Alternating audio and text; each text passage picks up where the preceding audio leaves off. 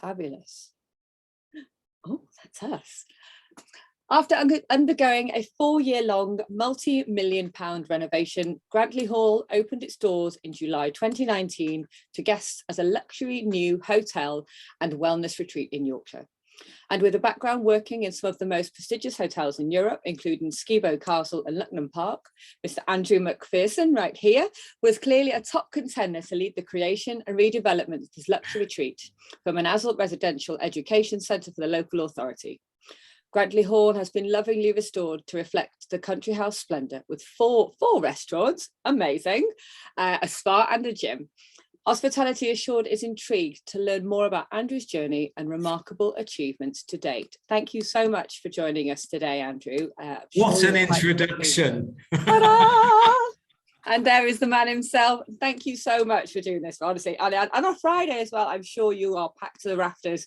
So thank you so much. You're very welcome. So we may as well get started then. So it says here, you have been working your whole life in hospitality. So what enticed you in the first place? Well, you know, when you talk or people talk with comedians and they say, well, when I was at school, I made everybody laugh and that was my chosen role, etc. Or I was bullied and the only way to get out of it was to make people laugh. And that's why I'm a comedian. To be fair, it's a bit similar with myself. Luckily, I went to a comprehensive school, so bullying wasn't a thing. But however, I did find that on the bus home, you could create quite a bit of a party, much to the bus driver's disgust. And then, of course, everybody wanted to get on my bus because it was a riot of a bus going home. And then that sort of progressed into 16-year-old parties. That progressed into the beach parties during the summer. That progressed into organising people's 18th birthday parties. And I just enjoyed encouraging people to have a good time, allowing people to have a good time, maybe having a good time vicariously. Well, that's it. If you could see people having a great time and you put that all together, I mean, that's pretty special. It is. It's fantastic. And again, I think this is one of the big things that we don't get across enough when we are encouraging people to take this as a career opportunity.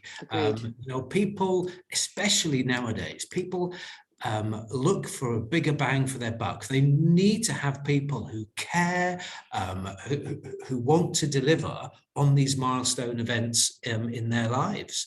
And I had a job at a local pub as a washer-up, and then progressed out to being a waiter, which was amazing. And I'd made out with the people, get him out of the kitchen and get him on the floor. Exactly. And the lovely landlady, Frankie Goodall, she said to me, one day you will be running one of the best hotels in the United Kingdom. And I, you know, from a village of 200 people on the Isle of Wight, I had no idea what she was talking about. But it is that inspirational person, you know, at that time in your life who has such a bearing on your career. And I think, you know, as industry grandees, we all need to be thinking to ourselves, how can we do that? How can we do that with the 16-year-olds that are coming through today? Because, you know, not wanting to sound like a stuck record, but it is a great industry. And it's not about low wages anymore. Yes, of course, it's about working hard. But you show me any career where you can't work hard. Where you don't work hard, when you're not putting in, you know, a couple of, you know, a bit of extra time here and there. You know, if you want to be good at something, you do more than just the regular hours anyway. If you genuinely care about it and you're passionate about it, you don't just stick to those 10 till 6 or 8 till you don't, because you want to do more, don't you? And that's absolutely right. And the great thing about the hospitality industry is that does exist. We never close, really. So if you've got the impetus and if you've got the drive, you can jump ahead really, really, really quickly.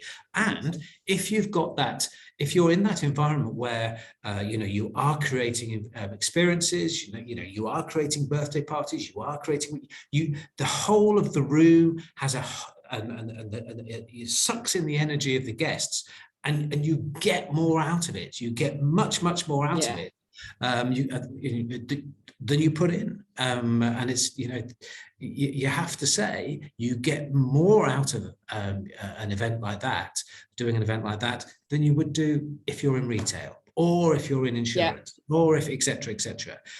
So it's exhaustive, but it is good fun. Yeah, agreed. That's why I went into it, because it was exhausting. My daughter's just exhausted but good. That was it, the balance. See, my daughter's just gone into the industry at 18, and it was funny because she went to film school. She went to film school, and I didn't think. But now she's in it, and she's just about to do a WSET level 1, and it is. I think there's something there's that rush that there's that high, isn't there? Of yes, I'm a bit knackered, but look at that. Oh, look at that. I mean. Good. Yes. I mean, I love your energy. It's exciting. So let's talk about Grantley Hall. So what would you say are the most outstanding features of your organisation? Clearly, and if anybody has been to Grantley, it is a spectacular property. The Sykes family, myself, the team of people on the opening, they had an amazing vision, and we have created something really quite special. Now that brings its big challenges with itself, because the expectations of when people come through that door, they are absolutely blown away. And it isn't only the first time that you come and visit, but it's the second time that is even harder, because you will go away and you will think to yourself, Grantley Hall was amazing. Yes, it was expensive, but yes, I did get value for money. Yes, I will go back. And on that second visit, the glitz and glamour, although it's still there, isn't quite as glitz and glamour. And that is the big key for me, which is getting a team of people to be able to reach and exceed those expectations, those really high expectations on a second visit. Not just your first visit. First visit's easy. Second visit is such hard work. And that nicely segues into hospitality short. It's got to be unstructured. I can't remember, unstructured. It's got to be structured. I can't remember the person who said the quote, but everything that is impromptu has been planned for hours before, and that is exactly what we have to do here in order to get that level of satisfaction and experience that buzz of achieving something. It is planning, communication, and that goes back down to the team. So yes, it's a fabulous product, but it's the team and it's the leadership of that team that I like to try and think that Grantley Hall is good at or is special at. I guess that's the thing, isn't it, about the second visit, because your work's already done for you almost on that first visit because of the grandiose nature of the bill, and there's already that, oh wow, that's already that. So I think you're very right there in saying that the second visit is almost more important, because you've got to keep up with that initial standard, and that initial, you still want that wow feeling, don't you? You still want to be able to give your return guest, you want people to come back for 40th birthdays, 50th birthdays, key moments, don't you? And you want people to feel that it's somewhere that they can depend on as well, because for me in the hospitality industry, one of the nicest things about the industry is knowing somewhere that you can be, it's dependable. You can go there. You are absolutely correct. You are absolutely correct on that, because we are only as good, any hotel is only as good as their last stay. It doesn't matter how many times you go there. If the last day that you go, the next time you book, you'll be thinking, I spent a bit of Might money. try somebody. I might just go somewhere else. I've heard somewhere's a little bit better. I was chatting to so and so and so and so. You know, we cannot have that happen. It's a big thing for us. It's a big thing for us, and it's exhausting and it is hard work. But we are as well. Yes, exactly. We are slowly moving in the right direction. Yeah. Woohoo! So, what do you enjoy most about your role as general manager there? What's your favourite? I love my role, and I think any GM loves the role with the diversity of it. You need to be able to be talking to your kitchen porter who has gone to support Harrogate Town at the weekend, and then you need to be able to go and have a chat with the guy who's just stepped off of his private jet, flown in from Canada, you know, it's that complete mixture of being able to engage with a whole different section of society, and meet and you know, listen to their stories, enjoy their stories, you know, and carry them with you. Just that, isn't it?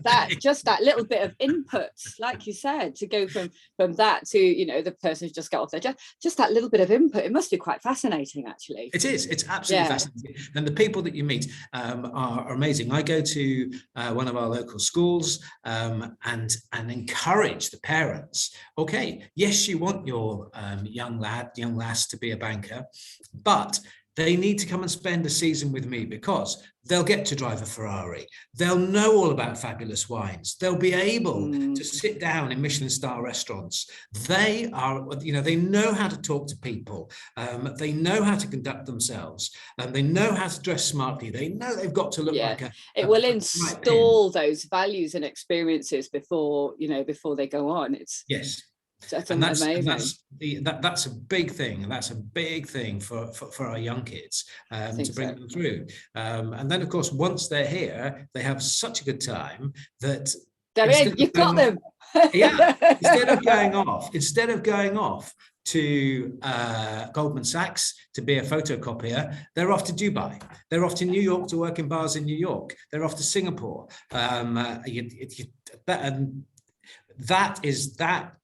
That is one of the reasons that I have such a great time. That gets that. Don't ask my team. Get them in. They're in the back somewhere. So, what was the motivation for the decision to work with Hospitality Assured at Grantley Hall? Well, I'd worked with Hospitality Assured when I was up at Skibo Castle. It is an excellent process, and it provides an excellent structure to review a business, to improve a business. But more than that, I think on an opening, when you haven't got a physical product, or when you haven't got a physical team with you, it is so important to have a structure that allows you to visualize not how fabulous it's going to be, but how are you going to deliver that? What happens when it goes wrong? And it's fine to sit in a room and, you know, chit chat. But if you've got a structure that takes you through, what is your market? Have you looked at your market? Have you looked at the research?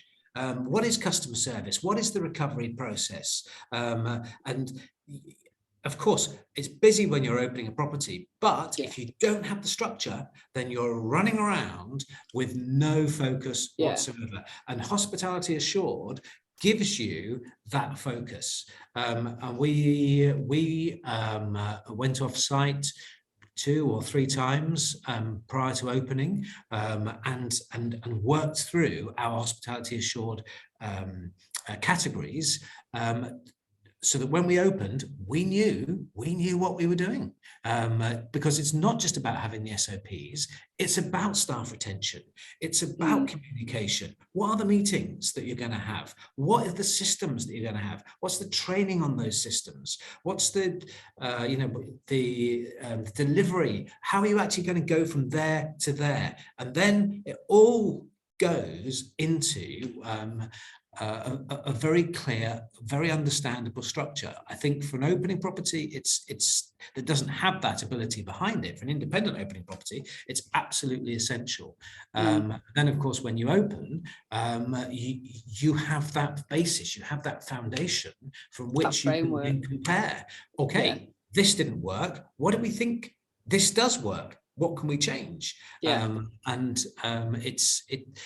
does serve as a really, really, really secure foundation, I feel.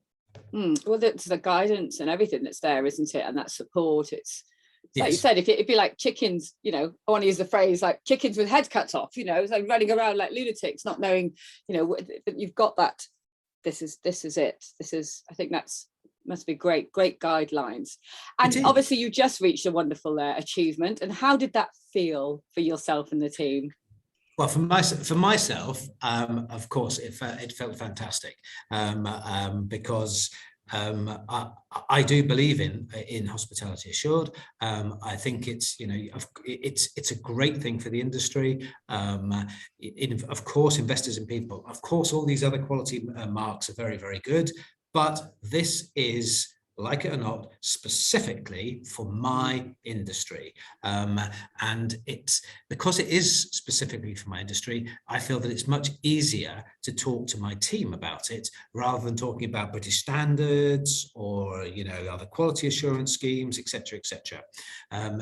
I do take the point that may be a little bit introverted. You might not be able to bring experiences from other industries into yours, but there is a section in hospitality assured that does allow you to do that, if that's what you feel. If that's what you feel, yeah. So yeah, I mean, I was over the moon. We put a lot of effort into it, as the team. I put a lot of effort into it, and it's great. Of course it's great when you get a good result. Yeah, the photos are lovely. There's that lovely photo of the outside. I just thought that was fabulous. Yeah, it was wonderful. Has it changed the way that you work at Grantley Hall?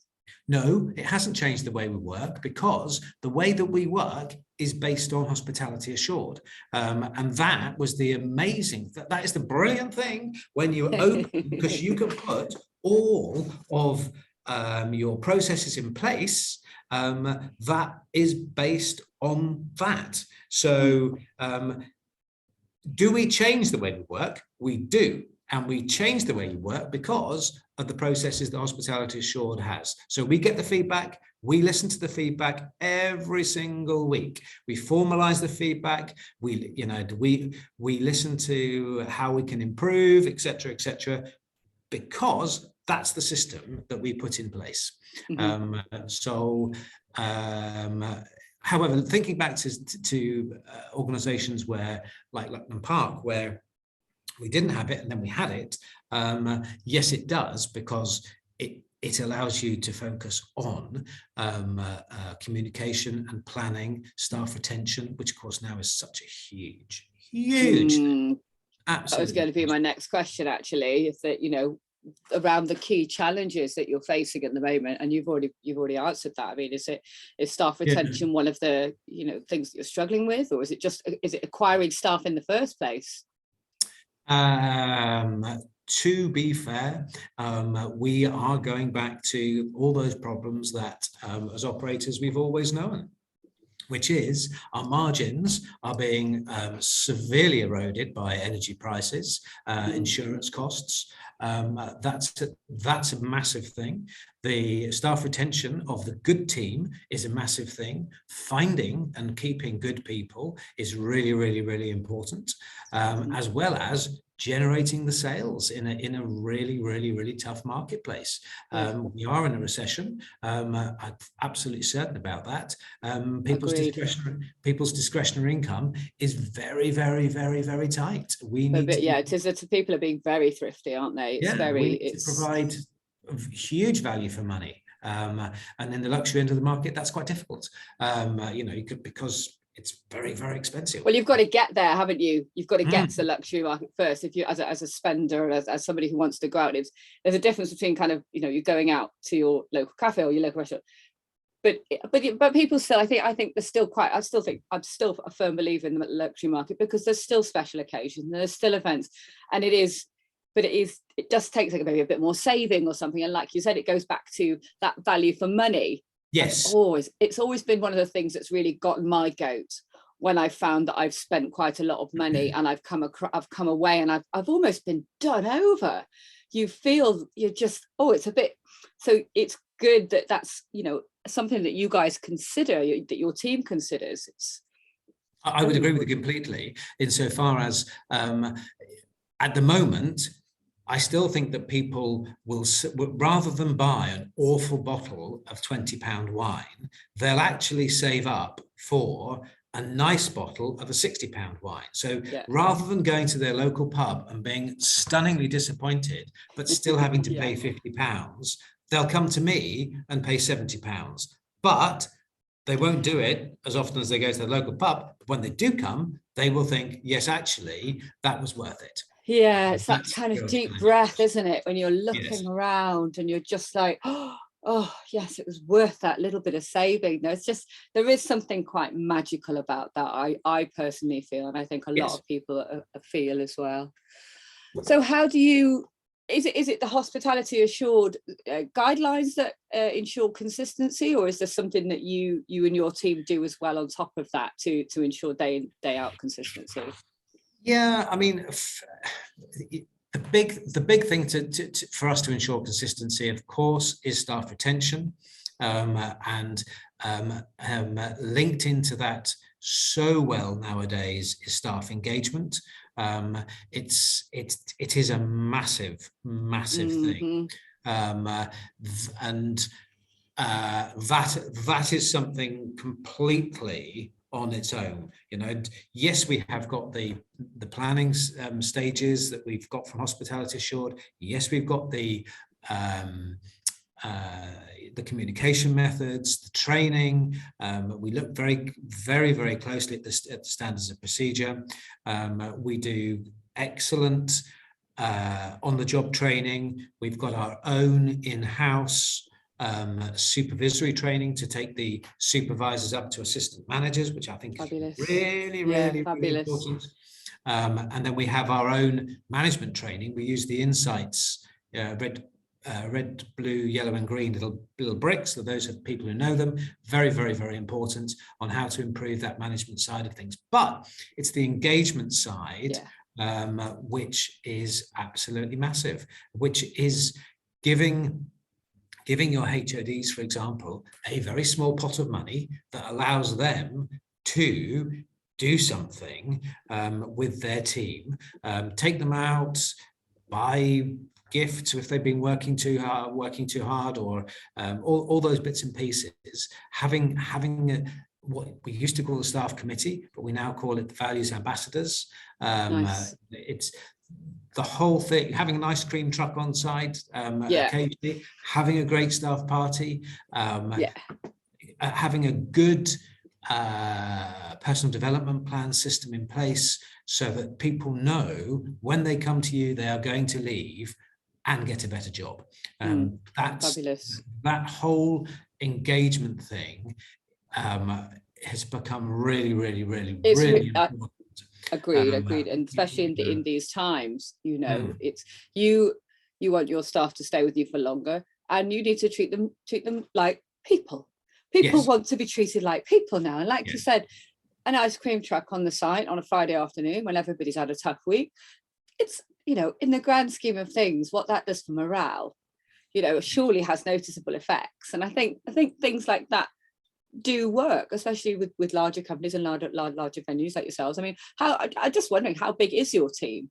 What's your at the moment? We have 330 people on the payroll. Some of those are part-time, but yes, the majority of the guys there are full-time, and to inspire them and keep them going in the right direction. And trying to get them to just think about it. If I was going to pay this amount for my meal, what would I expect? What would I want from the team? And once you start talking about that, once you start saying to the guys, just ask if they're enjoying their visit, because we need to find those people who aren't. We love the people who are enjoying it, but we've got to find the people who aren't, because we can bring them round with ourselves, with our personalities, if we find them when they're here. When they've gone, they've gone. It's too late. It's too late. Horrendous. Yeah. Horrendous. But just ask them, are you enjoying yourself? And if they say no, you say, don't worry. How could I fix this? Here's Andrew. Just a they second. deal with Wait the good right people. there. They deal with the lovely I'm people. I'm going to go and get Andrew. Me and my team, we deal with the issues. The other people. Right, we've only got 2 questions left because I've just realised we're running out of time. I'm going to go to 2 of my favourites. What would you say to others who might be considering embarking on hospitality assured accreditation? I would say it's worth the hard work. If it's easy, it's not worth doing, as they say. You do have to get every single one of your team involved. You do have to have a champion, and it is hard work, but it will make your business better. There is no doubt about it. Amazing. And the last one, I always love the last questions because you get, I think we've connected here already anyway, but it's always nice to know. So it's basically, we'd love to know, as you and your wife both work in the industry, what's your favourite way to relax? Our favourite way to relax is, would you believe this, but taking our fabulous 12-year-old golden retriever out on lovely walks in the Yorkshire Dales. Beautiful. Picnic. That's it. Yeah, picnic, of course. Picnic. For her, not for us. For the dog. No picnics for the humans, just for the dogs. Real dog lovers, exactly. Aren't you? Yes. Oh, and then if we're going to go abroad, then we do like to go to Corfu, because it is it's a super little island, and we go along with some friends and go sailing. Let your hair down a bit. Yes, exactly. Get in that water. But generally, it is the golden retriever that gets. Well, it's the energy. It's dogs, time spent with that. But it's that fresh air must be magnificent, and the open space. And then I'm a dog person as well, so I know that the pleasure. But yours must be a big bounding thing as well. So lots of love and snuggles and cuddles. Lots of hair. Gone are the days of black suits, I tell you. I know that feeling. Oh, Andrew, it has been honestly, it's been such a pleasure talking to you today. I've genuinely had a wonderful time talking to you. It's been wonderful. Thank you very much. Thank you for taking the time to answer our questions. It's genuinely a wonderful, look at my face, so happy and smiling. Thank you so much for talking to us. I'm going to end the session now, and thank you from the bottom of our heart. Thank you very much. You're very welcome. Thank you for your time. Take care. Thank you. Bye-bye. Thank you. Bye-bye.